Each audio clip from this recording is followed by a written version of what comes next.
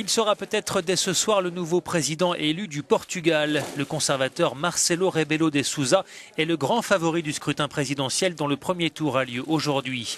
Professeur à l'université, cet ancien chef du parti de centre-droit s'est illustré à la télévision comme commentateur politique. Son principal rival est un indépendant de gauche, Sampaio da Novoa, lui aussi professeur. Il plaide pour la fin des politiques d'austérité et pour une restructuration de la dette du pays.